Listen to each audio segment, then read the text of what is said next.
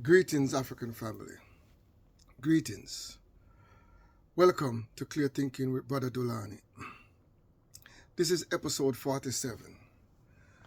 This week, my family, I would like to discuss what's going on globally and what does it represent with the election of Donald Trump to the presidency of America.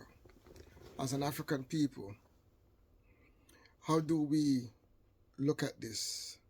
How do we analyze this type of so-called victory? How do we look at it? First, I must say that Donald Trump victory represents the attitude and the thinking of the majority of white people in America. There is a sense that white people are losing control. There's a sense that white people are in fear that they will be overrun. They're in fear that non-white people are gaining too much power, are gaining too much traction within the American society, within the American economy, within the American political structure, and also within the ideological and social construct of America. So what I noticed, and I was of hope, was that the American people would have rejected this nasty, this narcissistic, this vicious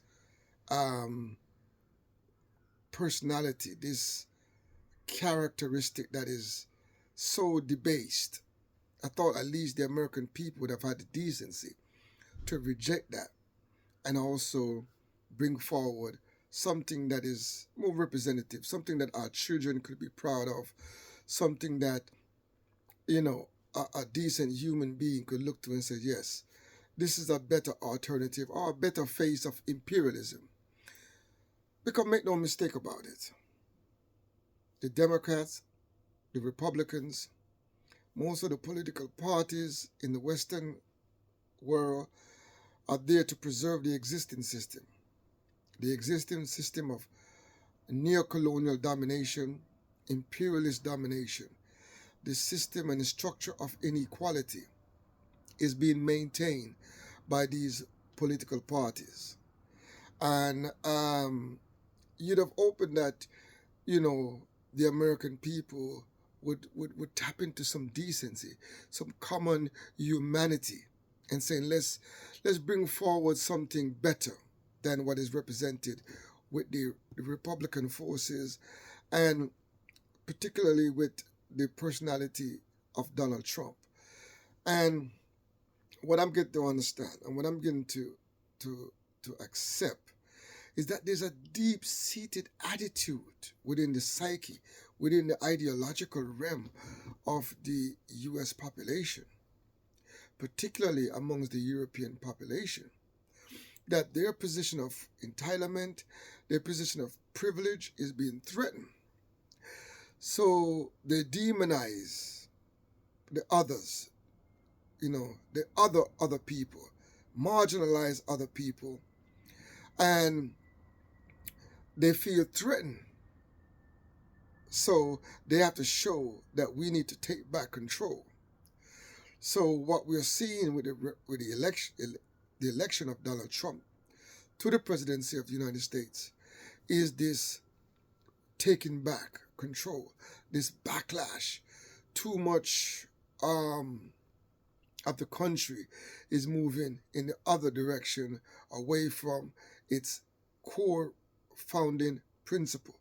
Because you have to understand that America was founded as a criminal settler enterprise, a European criminal settler enterprise.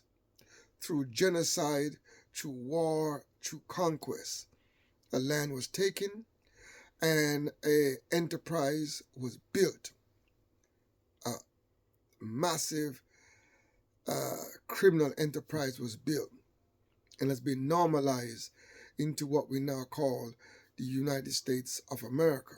And this now, it's creating, there is a pushback against this whole founding and what the generations to come are trying to push America towards something better, something more fairer for everybody. And there's a force, there's powers, there's elements within the American society who want to keep things the way they are, who want to maintain the Western ideology, the European standard and traditions in American society, and do not welcome all these changes taking place with black people and other non-white people gaining position of power, gaining economic mobility, and also influencing the education and the social thinking of America.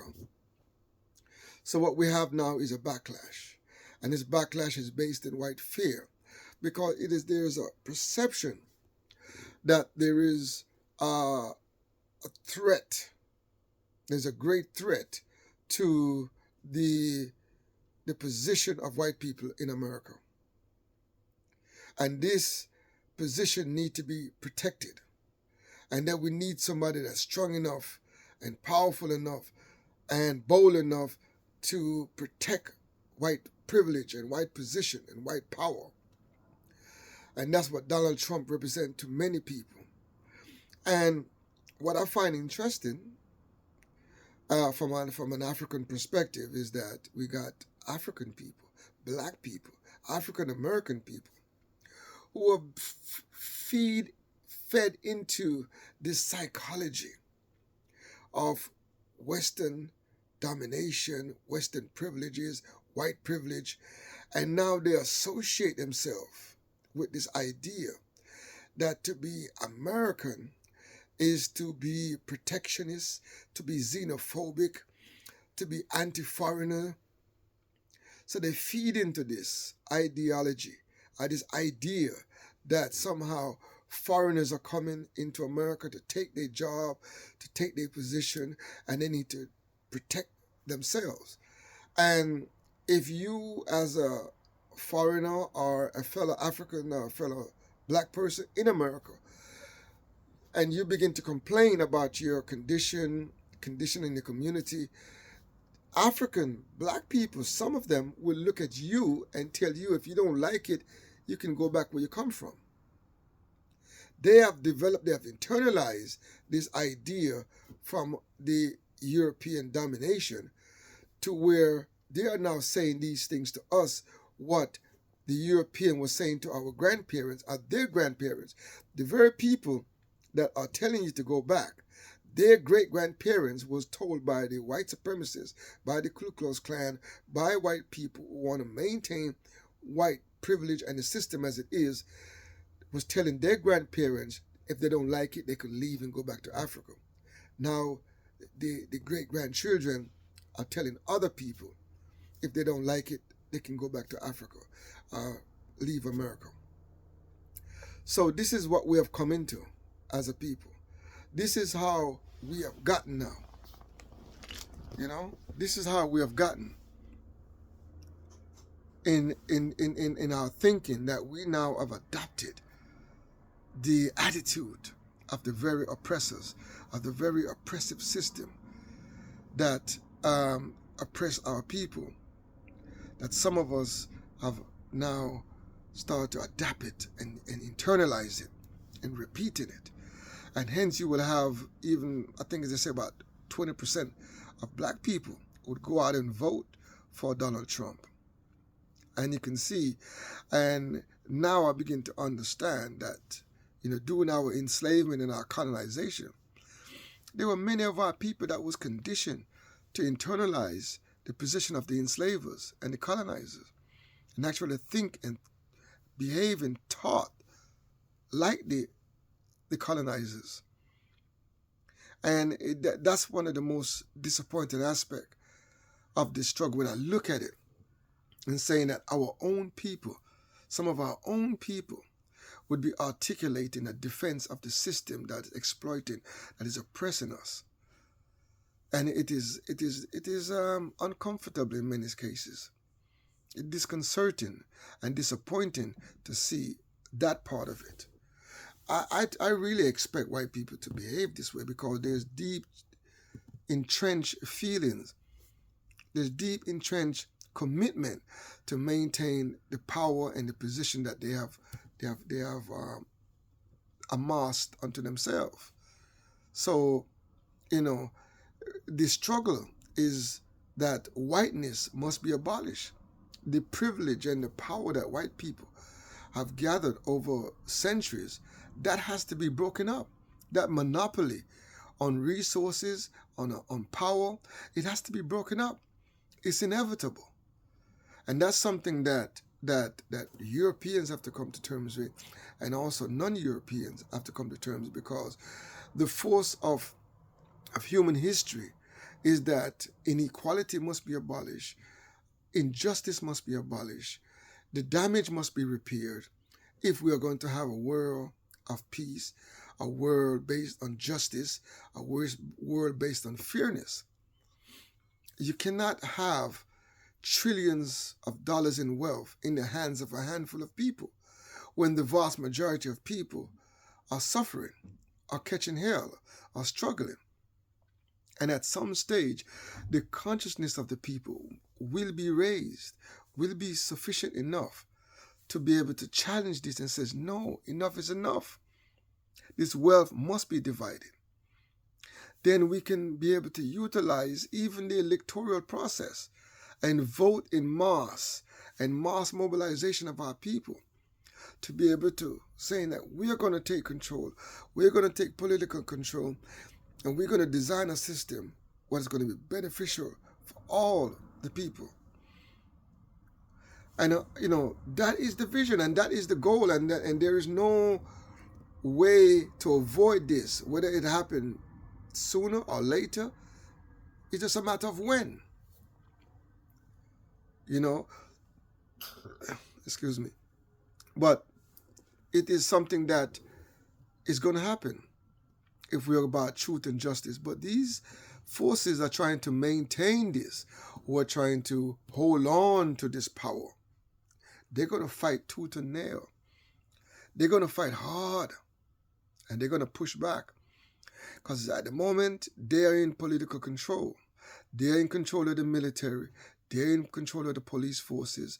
And they're in control of the education system and also the media. So they can influence society, and they can normalize the inequality. They can normalize the nastiness that we see, particularly on display in the presidential election in the U.S. You're going to see a lot of this type. You've seen a lot of this nastiness on display. And then people would still go out and vote to support this kind of nastiness and support this type of structure. And, for us as African people, this whole structure of Western imperialism must be abolished. I've been in a few debates where you got brothers are telling you that, we need to control the borders and we can't let any and everybody in the country. And, you start hearing these sophisticated argument about immigration control. And you're saying that it is very cute to talk this kind of policy about not electoral, but immigration policy. It's very cute to come, and talk about these things if you're talking about it without looking at history.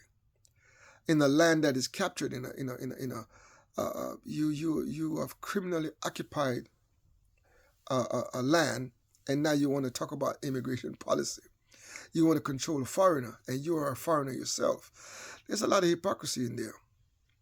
And I think there needs to be a process to allow everybody to move around the world, to be able to travel and to be able to move and to visit and go anywhere.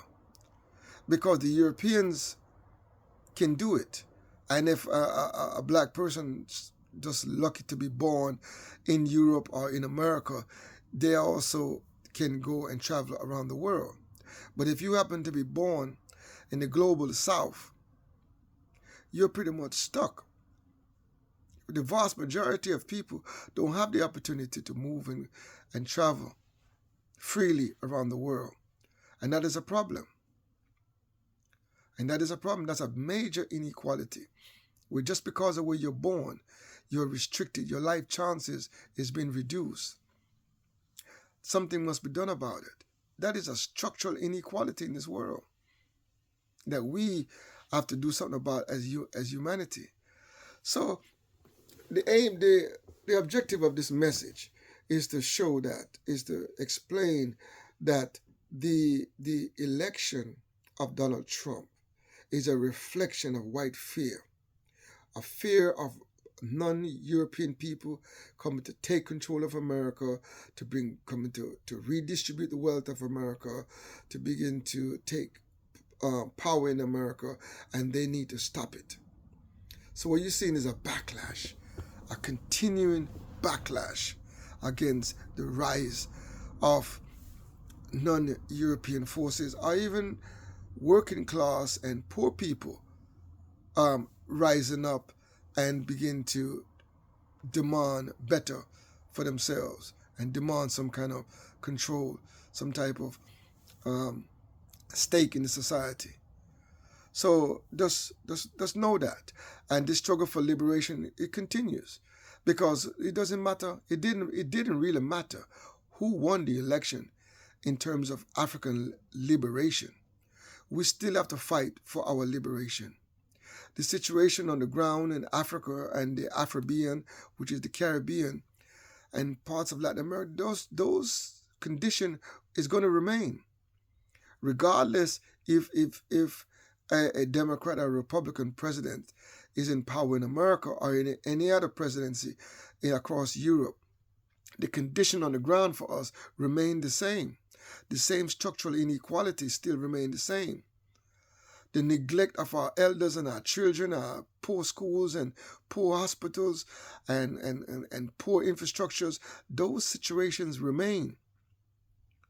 So we have to have a strategy that we're going to develop, and we're going to liberate ourselves regardless of which of these political entities are in power, because they all support the system of capitalism. They all support the system of imperialist domination.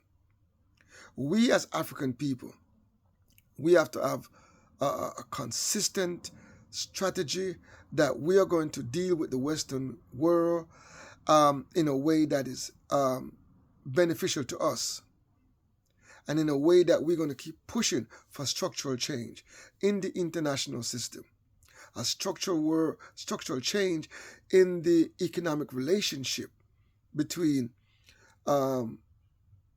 global South countries and the northern countries, particularly the former enslavers and the former colonizers. And we're going to constantly push for the reparation of the damage that was done by these former colonizers and former enslavers in Africa, in Afrobean, and also in Central and South America. The damage that they have left behind, it has to be addressed. And it is us to push the neo-colonial government to hold these former colonizers accountable for the damage that they have done and the damage that they left behind, particularly with the health condition of our people, devastating health condition, the lack of resources, the poverty that they left behind, the poor infrastructure that they are left behind. All these issues must be addressed. And that is the angle that we have to hold on to. And we got to push, no matter who are the presidency or who is in the presidencies across Europe and America. We have to push our agenda and demand that these former colonizers will be held accountable for the damage that their empires have done in the last 500 years. So that is a struggle that we have to continue. And we have to keep pulling our resources together to help each other and make strategic link with other countries around the world who are also fighting for development and fighting against the same forces who have historically usurped the resources of the world, or have constantly extracting the resources and the wealth of the world for themselves. So that must continue. That struggle every day to educate and to inform and our people and to raise the consciousness of our people, that must continue. So I wanted to thank you for listening to this episode of Clear Thinking. And I know it is, I kind of like was around across the board in this episode, because I think we're in a reflective mode now, with especially after the election. And I know there's a lot of disarray in America, particularly amongst the Democrat and many of the and much of our African American population. There's a lot of disarray at the moment, and there's a lot of reflection. So I just thought I'd just kind of reflect on it and give my perspective on it. But we just have to stay focused, my people. We have to understand that African people, we have no genuine friend. And we just have to just work with each other, unite around common agendas, and keep fighting for our people. And we can never give up the fight. Our future generations are dependent on us, and our ancestors who have laid the foundation for us are also, dependent on us to continue this journey, continue this struggle for the liberation and development of African people around the world. I want to thank you for listening to Clear Thinking. I want you to do subscribe, do follow this program, and do share it if you can. And I look forward to speaking to you again on Clear Thinking with Brother Dulani. My respect, my people. What good respect every time.